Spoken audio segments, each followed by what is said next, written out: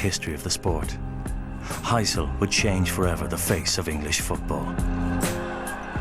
It still troubles me when the name Heysel comes up and tears flow.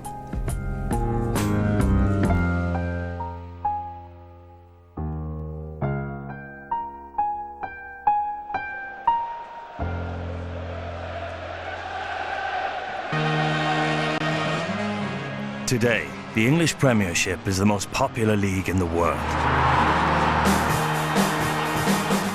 Football is fashionable, a glamour game for men, women and children, played in some of the world's most modern stadiums.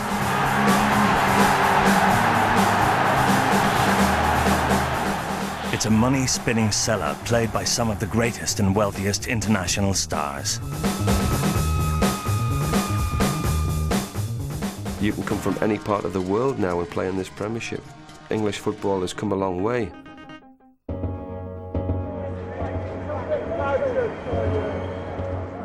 Things used to be different. In the late 1970s and early 80s, English football was in crisis. The game was played in decrepit stadiums, with the fans exposed on windswept terraces, and it was regularly followed by men with little interest in the finer points of the beautiful game.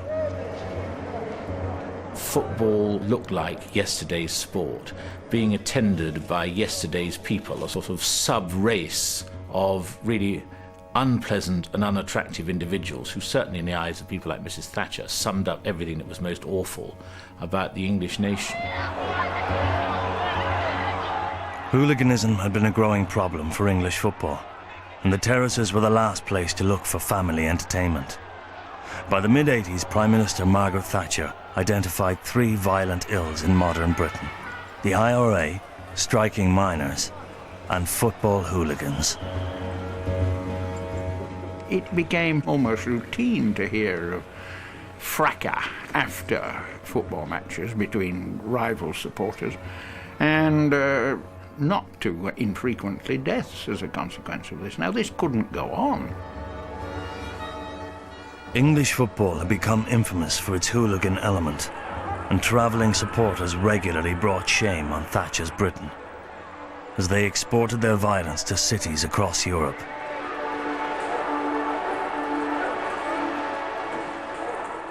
This was something that focused in international sense that Britain were, we British were pretty awful people. We were washed up as a country, and instead of going out and creating an empire, we were just looking for a fight, having got kettled up in any bar that was stupid enough to serve us.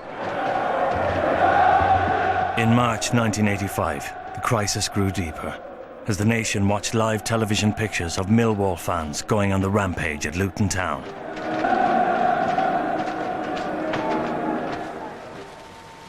The sense of football as a doomed sport grew even stronger. Just 8 weeks later, as an old wooden stand at Bradford City caught fire, and 56 fans lost their lives.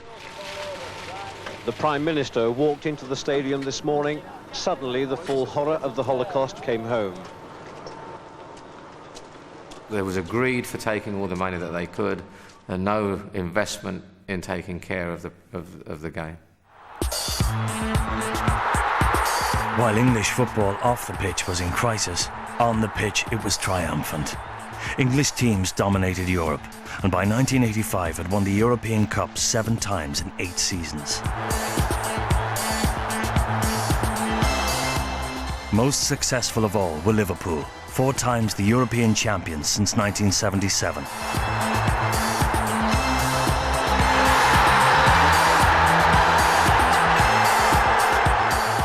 There was this terrible paradox where, we were the powerful club football nation of Europe. The English clubs were winning the European Cup and setting the standard. Once again, in 1985, Liverpool proved unstoppable as they progressed to the final of the European Cup. Here we were on our 5th European Cup night, so to speak. In '84, we went to Rome and won it in their stadium, so we regarded ourselves as the forerunners, really. Standing between Liverpool and victory in Europe were the Italian champions, Juventus. Quindi una partita importantissima, e noi eravamo It was a very important match. We went to Brussels to win the trophy for our fans and our club. Per i nostri tifosi era importantissima. Juventus, you know, one of the biggest teams in Europe. We beat these and we truly are, you know, a class above everybody else. This really was a match to either regain some kind of Italian presence in Europe or confirm the English domination of Europe. We were all looking forward to an outstanding football occasion. The venue for the biggest game of the season was the Heysel Stadium in Brussels. Arriving in the city on the eve of the match, the Liverpool players' thoughts were on yet another night of European glory.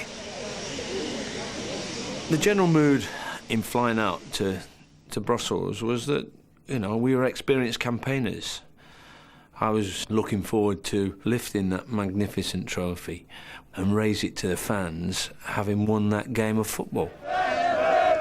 On the day of the match, the Liverpool supporters gathered in Brussels. They were preceded by a reputation for good behaviour, despite the history of English hooliganism. Everyone, from UEFA to Belgian football organization to English police, everyone told the Belgian organizers that the English people coming were normally calm. I remember the atmosphere before the game was one of carnival, one of fun. Okay, a few people had a few too many drinks, but there was no sense of danger, no sense of violence. These Juventus supporters began to move in the afternoon in their droves. No trouble, I saw no trouble during the day. People were gathering in crowds, there was a lot of colour, but certainly no trouble.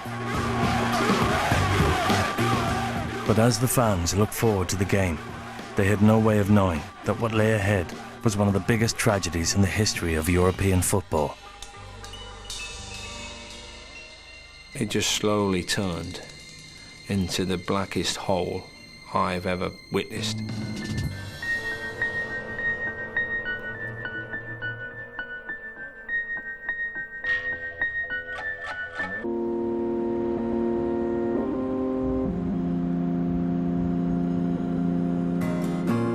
As kick-off for the European Cup final between Liverpool and Juventus approached, fans and players made their way to the Heysel Stadium on the outskirts of Brussels.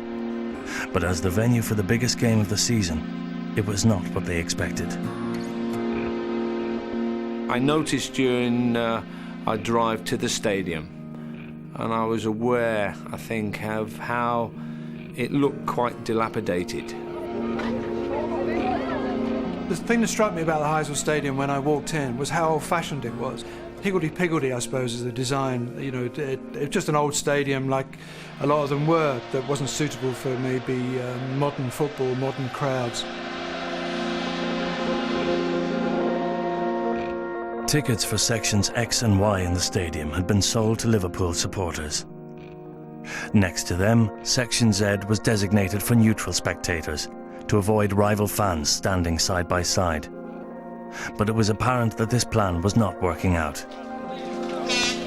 By looking at the touts, what they were selling and listening to what they were selling, it was obvious that they had the majority of these tickets and they were getting sold to Italian supporters.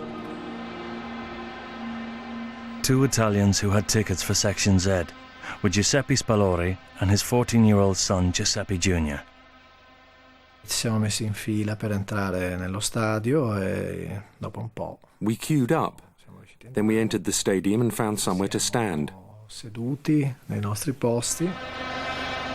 Also in section Z, with his son Roberto and two nephews, was Otello Laurentini, a Juventus supporter shocked at the conditions of the Heysel Stadium. Una partita di Coppa Campioni fra due squadre. A European Cup final between Liverpool and Juventus, held in a stadium that was falling apart. I'd never seen anything like it. Una cosa mai vista io una cosa del genere. With less than an hour to kick off and the ground packed to capacity, the Liverpool players went out to inspect the pitch and greet their fans behind the goal, next to section Z. we were signing autographs, and we got to a part where this fence, this wired fence was there, and they had one or two of the local police that were there as well, up and down. But I looked at the fence and I said, that is absolutely terrible. How is that going to keep people apart? I was fully aware of this mesh fencing between the two fans. Oh, that's strange. European Cup final.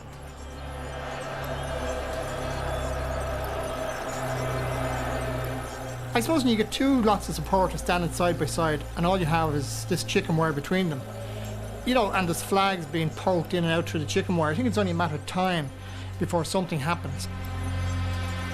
There was a point by the fence, by the wire fence, where the police were concentrating. So I looked at it through my binoculars and saw that there was a hole in the fence.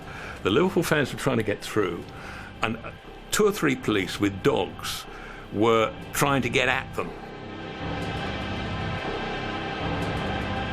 The fans reacted by saying, well, you know, come and get us, and if you don't come at us, we'll come at you, and started to widen the gap in the fence, flooded through, and the Italian fans then, almost like sort of shoulder mackerel, then beat a retreat.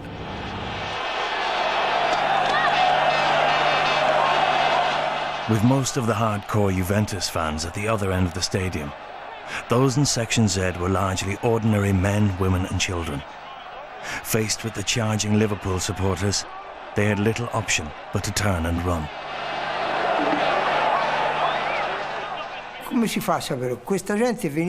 What could we do? These guys were coming at us with bars and people were trying to escape. It was total confusion. When the fans ran away from these Liverpool fans, they got up to the top of the stadium and realised they couldn't jump over because it was too high and there was no stairs or fire exits or whatever. So they all piled down. But still, there was no escape, as fans were pressed against a wall at the end of the terrace.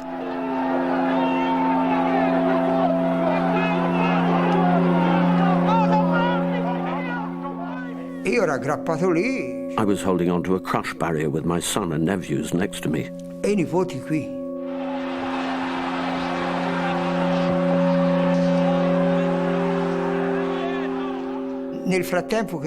And I looked around, my son was gone.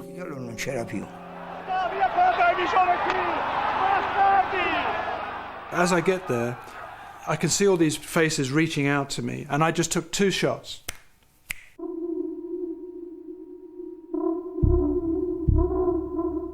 And these poor guys are just bloated, arms outstretched, mouths open, you know, gasping for air, and then all these hands reaching for them. And sadly, there was pictures everywhere. You know, you didn't have to try very hard to cover it.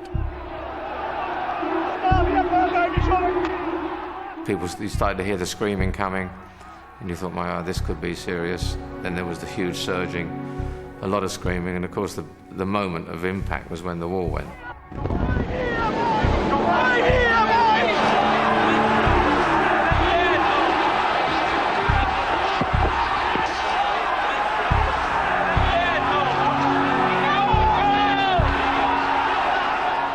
We were in the changing rooms, and next minute we hear is an almighty crash.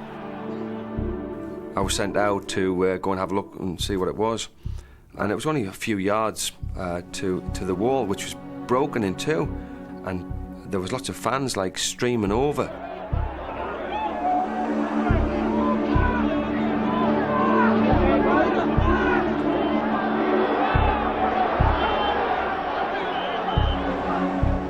It was a shock to me, being there, to seeing what was going on and witnessing it, and then I have to go back in, and what do I say to the lads, to the team? People were aware that a wall had gone down after a while in the dressing room.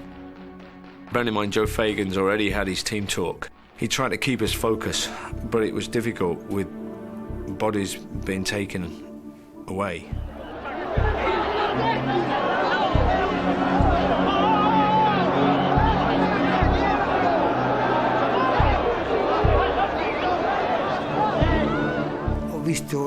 miei due nipoti, il più piccolo che mi chiamava zio. One of my nephews shouted, "Uncle, come quickly. Roberto is injured." He was lying on the ground. La prima cosa che ho fatto, ho sentito. I put my head to his chest and could feel his heart beating. Ho appoggiato la mia testa così per ascoltare.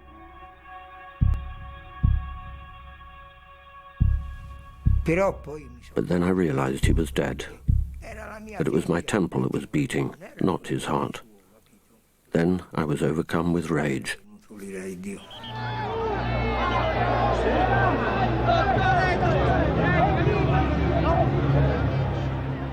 By now, the death toll was rising, and a television audience of over 1 billion people watched in horror as one of football's most shocking tragedies unfolded. Io e padre eravamo vicini. I was standing beside my father. Then the crush started and people started falling around me. Quando la gente ha cominciato a cadere intorno a me. Then I couldn't see him anymore. Non l'ho più visto e niente, non l'ho più visto.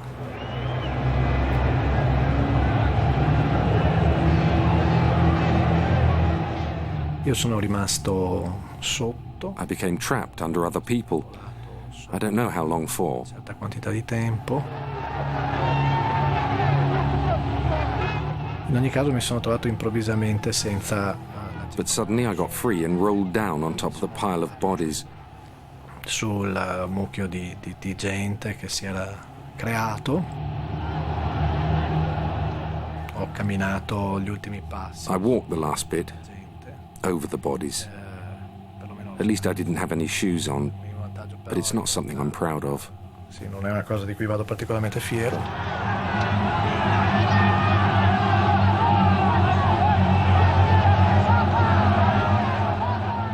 E non era chiaramente un. Obviously, it was a terrible sight. People were in a really bad way. I just remember this fear and panic and the Italian energy, you know, the noise.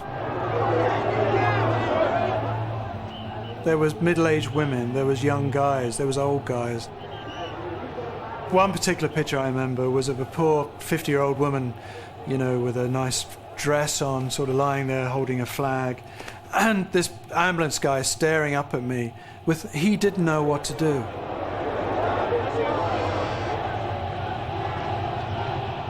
And I remember the most poignant image I've got. This picture of a young guy with his scarf on the terracing with all these shoes, reaching out, saying, "Pietro, Pietro," and he just can't find his friend. And that has haunted me for ages.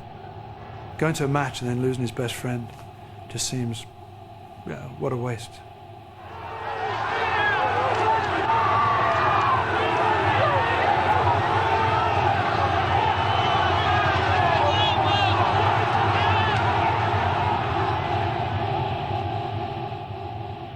Some people were stunned and staring at it, almost in shock and almost paralyzed in disbelief.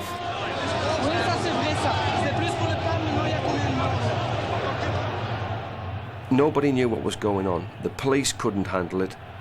The ambulances, they didn't know how bad it was until maybe 15, 20 minutes later, when again they were pulling the bodies out, and again witnessing that was just. It was just beyond belief.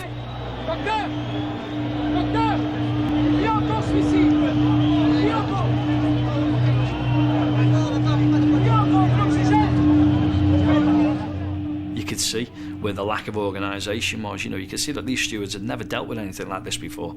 And the police, they were supposed to be riot police, had never dealt with anything on this kind of scale, and they really didn't know what to do.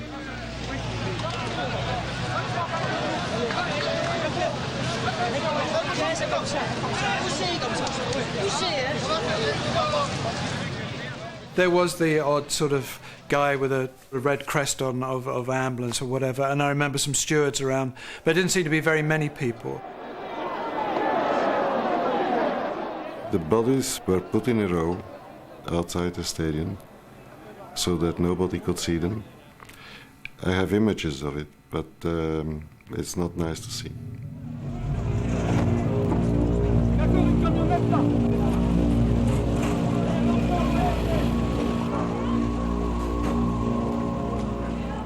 l'ambulanza lì. I was with my boy when an ambulance arrived. E io ero lì con questo ragazzo. But I didn't know how I could take him home. Come fare? I didn't know what I was going to tell his mother. Perché il mio problema era avvisare la mia moglie, no?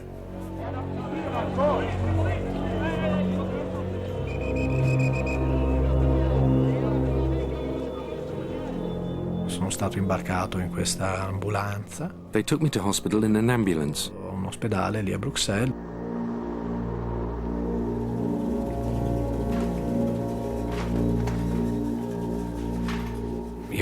But I wanted to go home with everyone else in my group, so they put my leg in a plaster and put me on a plane.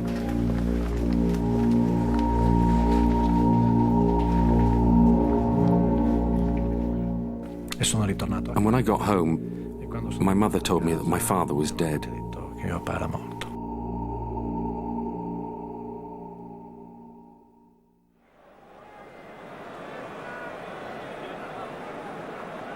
Finally, after 1.5 hours, the Belgian police began to restore order in the stadium.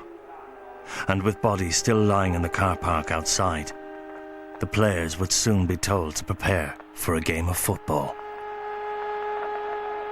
A lot of people had died, you know, in that particular corner, and we just thought to ourselves, is a game more important?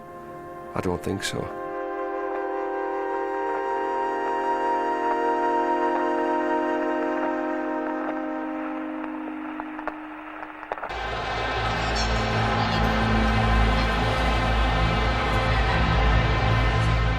Two hours after the wall collapsed, 60,000 Liverpool and Juventus fans were still in the Heysel Stadium, waiting for the European Cup final to begin. But in the changing rooms, the players still did not know if they would be sent out for a game of football. We just didn't know what to do with ourselves.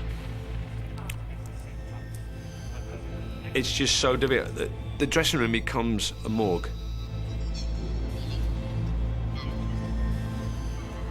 Players physically crying, tears dripping down, you know. Me, myself, you know, I mean, I knew I wasn't going to get my dream. Not that it mattered. People had died. I couldn't give a damn. I just wanted to get the hell out of there.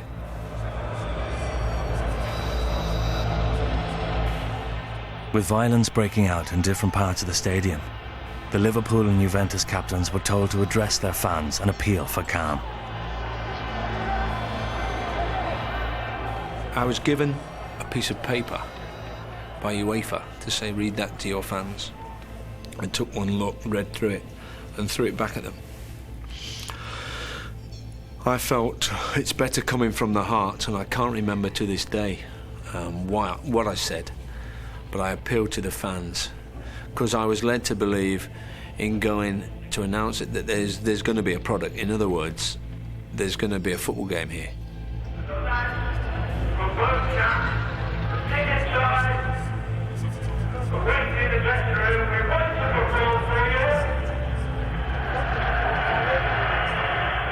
And the game is going to be played, and you're just flabbergasted. And you think, hang on, do these players know that their fans have died? Do they know? Yes, we knew because our dressing room was like a casualty department. Di Croce Rossa.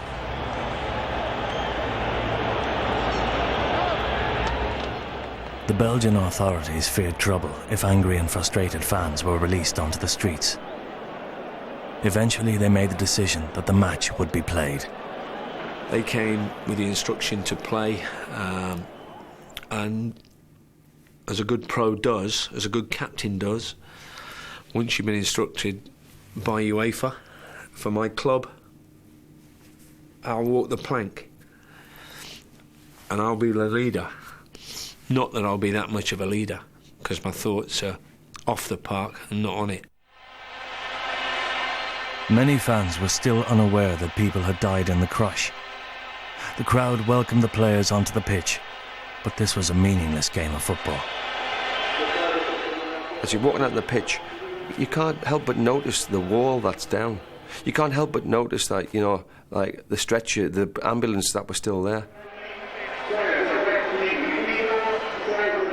Looking back on it, knowing that 39 people were lying just outside the stadium while we played a game of football.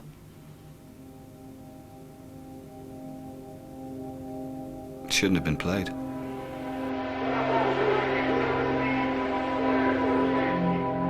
It was all over by the shouting, even tossing a coin. Heads, tails, let them have choice. It was as simple as that. It was as if someone had put drugs in our tea. After the final whistle, we had no idea what had happened. It was like being in a trance.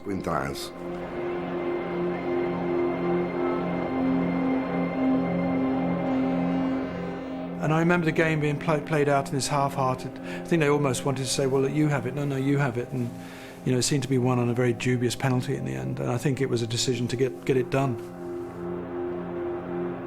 The foul from Gary Gillespie on Boniek was outside the box.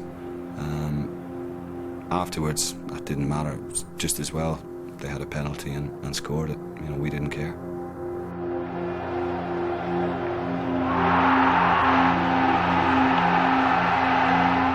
I just remember the incident with Ronnie Whelan being brought down in a very similar manner, and the referee saying no penalty, there's no way we're going to 1-1.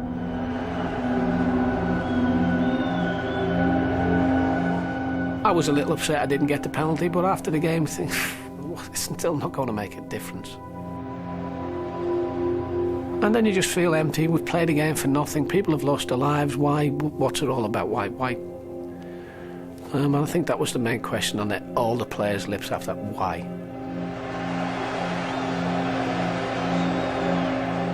Controversially, the Juventus players celebrated their win and stood accused of forgetting their fans who had died in the stadium just 3 hours earlier. We were at the peak of our careers, but we were also grieving for the 39 people who had died. It was a terrible feeling. I wouldn't wish it on anyone. Before leaving the stadium, the Liverpool players returned to the terraces of Section Z, where the 39 fans had lost their lives. It just looked as if carnage had taken place, which of course it did. I remember a handbag lying there, items of clothing, and then it really began to hit us as to what happened. You could see where the wall was down. Shoes, bits of clothing, debris. It hit you, and it hit you hard then. Broadcast live around the world, the scenes at Heysel had brought shame upon Britain, and by the next morning, football hooliganism was at the top of the political agenda. Everyone knew that a Rubicon had been crossed. This was so much worse, so much more public, and happening on a European stage that made the humiliation that much more intense. Qui sont connus. They come here, they get drunk, and then directly or indirectly they kill 40 Italians. I think I would be embarrassed if I was English.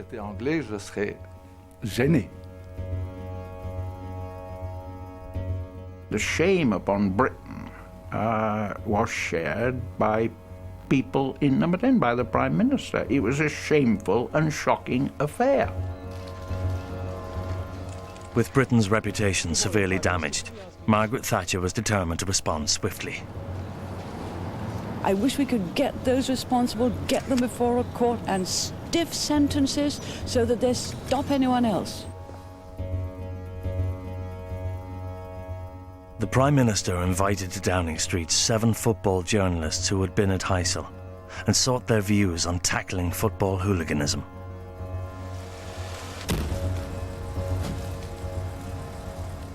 The fact that they were obviously immediately drawing in people to deal with it, this was up front, this had gone to the very top of the agenda.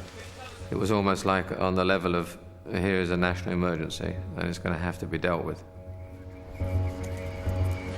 Well, I think that was part of canvassing information and opinion.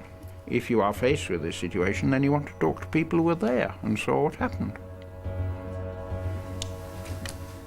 She came in distressed and pretty upset about what had happened. The Prime Minister will say... We raised the fact that football was in peril. I was feeling pretty passionate about the whole thing, also angry and wanting something done. And there were no holds barred in the conversation. There was a serious sense of urgency and a serious will to get something done. Whether or not there are extremists manipulating the situation is unclear. It's possible, but certainly it's not a small handful like that now. There was a real sense that whatever decisions had to be made, and no matter how difficult or unpopular they were going to be, they would be taken, and they would be taken quickly. In Belgium, political developments also gathered pace as the shockwaves from Heysel reverberated around the country. It was a bomb that exploded in Belgium. It was a real drama on all levels. In Parliament, there's been demands for the resignation of this man, Interior Minister Charles Nothomb, ultimately responsible for the police. I refused to resign because that would have meant the government was accepting responsibility for the disaster. The government supported my decision not to resign. The day after the tragedy, the Deputy Chief of the London Fire Brigade, Jerry Clarkson, was sent to Brussels to compile a report on the Heysel Stadium. What he found there shocked him deeply. It does seem to me that the truth has not been stated in this case, because whilst I emphatically say now that I do not condone any form of hooliganism whatsoever, the deaths, in my view, were attributable very, very largely to the appalling state of that stadium.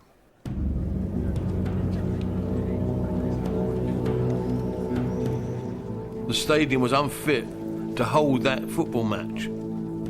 The stanchions that supported the crowd control barriers, the reinforcing bars in the concrete were exposed, and they could not contain any sort of moderate crowd pressure.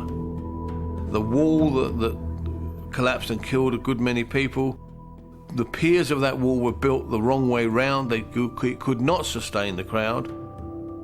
And what struck me as absolutely bizarre was a large hut on the top of the terraces, but furthermore under that were stored a wide array of plastic tubes.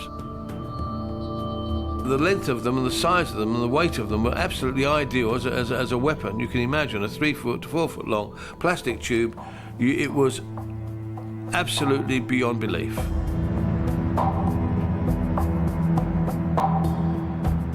With that knowledge that we have now, and you look at the stadium in '85, of course, it's a death trap.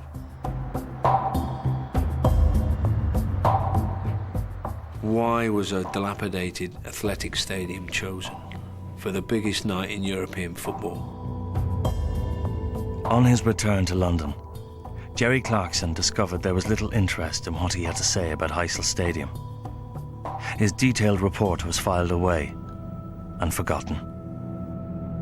Sadly, nobody ever came to me and asked me coldly an inquiry post-event, my view, etc. In London, the Football Association focused not on the condition of Heysel Stadium, but the future of English football. I think Mrs. Thatcher would have banned football if she thought she could. She regarded what was happening in football as a cancerous growth that spread out to the rest of society. The English FA thought that what was happening in the rest of society was polluting football.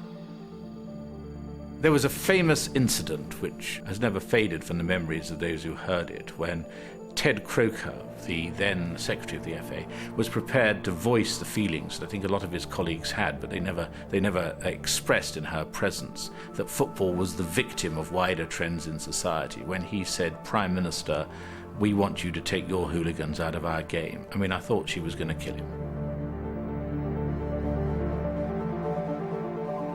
2 days after the Heysel tragedy, Thatcher summoned to Downing Street Bert Millichip and Ted Croker, the chairman and secretary of the FA. But their response to events in Brussels did not impress. the football authorities themselves got a very sorry figure. It wasn't their problem. This was society's problem. They abandoned, in effect, all responsibility for this. I personally thought that they were a bunch of male chauvinist pigs too, because they, I mean, in effect, we didn't say it openly, but in effect their attitude was, what does this woman know about football? There would have been, listen, you're going to have to deal with this, you're going to have to come up with proposals. Here are some of the things I've been hearing. You tell me what you're going to do. I've tried to make it clear. If you've any questions on it... Okay, you try to pass on the job to us, but we have to get you to do things if we're going to improve it. What are you prepared to do? And in effect, they weren't prepared to do anything, except wring their hands. Oh, I formed the worst possible view of the Football Association.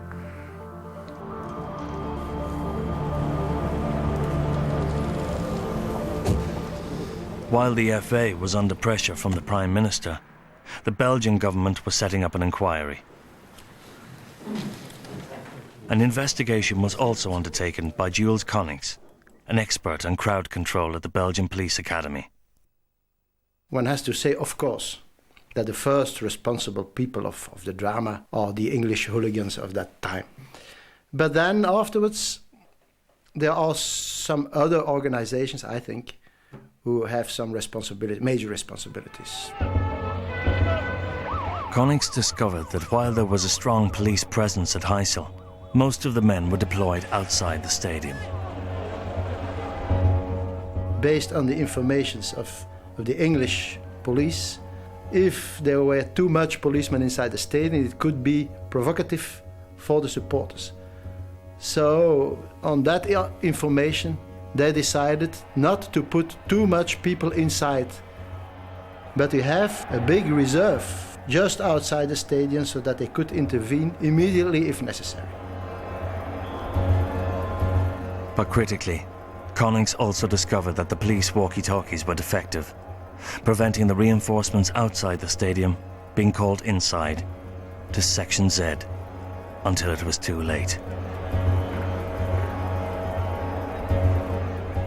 Because the information didn't come in time to the man in charge, he couldn't give orders to that reserve that was outside to come in time inside. So that was the real problem, if you take the problem only from the police point of view. During investigations, it also emerged that the concerns of local hospitals were ignored during preparations for the game, and that medical services at the stadium had been woefully inadequate. There was only one physician. There were 150 people of the Red Cross, which are amateurs. That's all.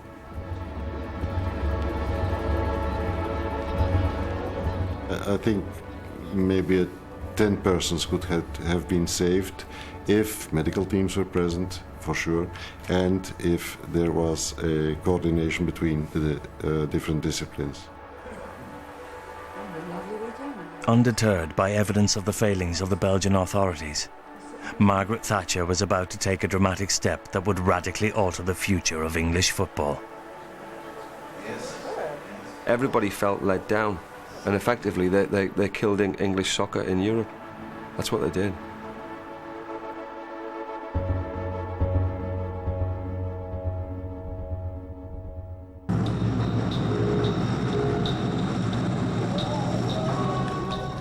Two days after the Heysel Stadium disaster, England's shame continued as the bodies of the Italian victims were brought home from Brussels.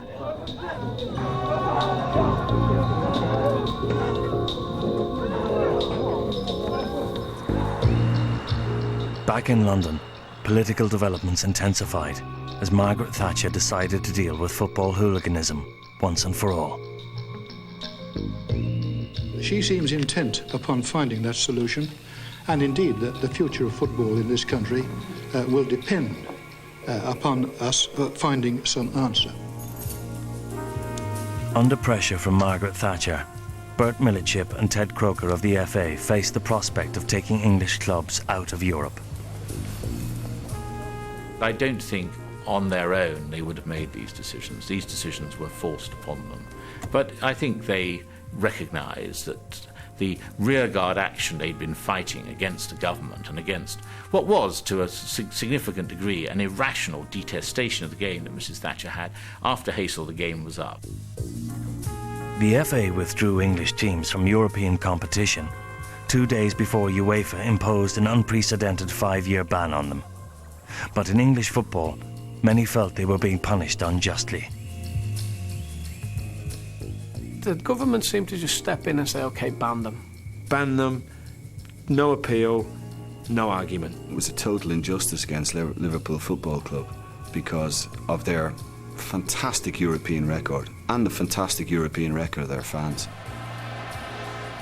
If you're not playing at that level consistently, then it affects you. And I think it affected the whole of English football. Sent into exile and targeted by new and tougher security measures, English football fell into a steep decline. These fences were springing up everywhere. You were not allowed on the pitch. From Heysel onwards, Liverpool fans were hooligans, and pretty much every fan in the country was portrayed as a hooligan from Thatcher's government. Go on auto and monitor all through-ins. There was a stimulus to policing, there was a stimulus to clubs to try to contain their supporters, and those crackdowns began to have an effect. Football became an ailing and unattractive sport, drawing the lowest crowds on record. For England's top clubs, the need for change was obvious, a fact compounded by yet another tragedy, 4 years after Heysel. This time, during an FA Cup semi-final at Hillsborough Stadium in Sheffield, it was 96 Liverpool fans who were crushed to death on the terraces.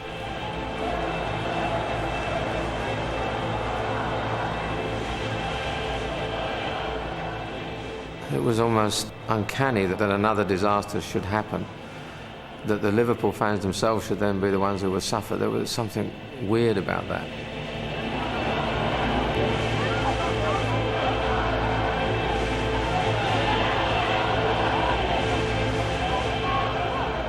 Still then, authority hadn't come to grips with the problem, but it accelerated the Reformation, and in some ways it enabled Liverpool to overcome their guilt at Heysel. The same week as the Hillsborough disaster, 14 Liverpool supporters were found guilty in a Belgian court of committing violent acts at Heysel, but having already spent time in jail, many were free to go home. For Otello Laurentini, whose son Roberto had died at the stadium, justice had not been done. Sono molto deluso perché mi aspettavo una sentenza diversa. At Hillsborough, the suffering had been brought home to England. As the 1980s drew to a close, the process of change that had begun at Heysel was accelerated. Fighting for their survival, the top clubs and the FA created a glamorous new league, the Premiership, and launched English football into a new and modern era.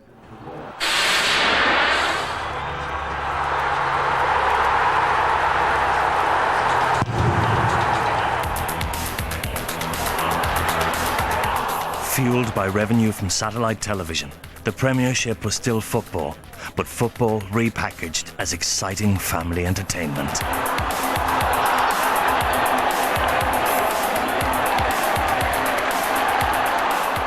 Suddenly football was there, it was a form of entertainment, you could watch it at home, you could watch it in the pub, and if you went to a game, it was actually quite comfortable. You weren't going to get beaten up, you didn't have to stand and someone would pee in your pocket. You know, it was actually quite a nice thing to do, and that was the transformation.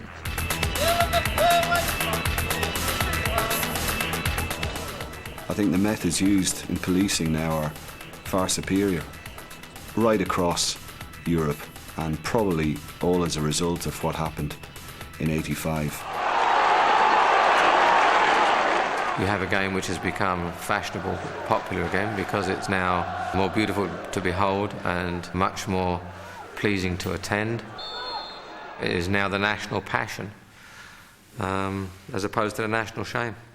The conditions that allowed a Heysel to flourish, an aggressive, all-male, backward-looking, sometimes, frankly, rather Neanderthal climate, that's gone and can never return, I hope.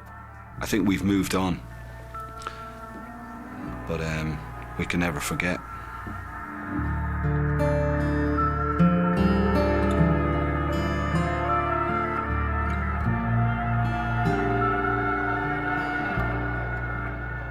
You still see the wall down, and you still see the people hanging over the walls and things like that.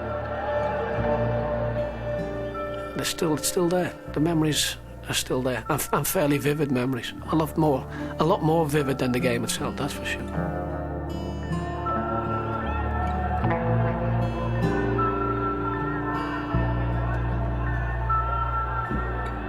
I just wish on the night we should have cleared that stadium, remembered the dead and gone home.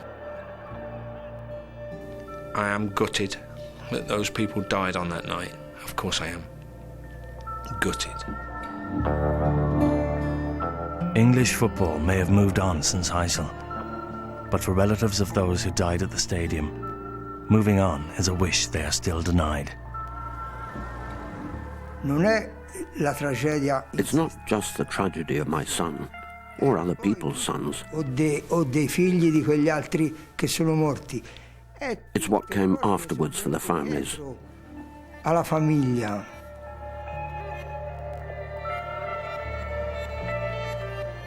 Ne sono venute fuori Tragedies were piled upon tragedies.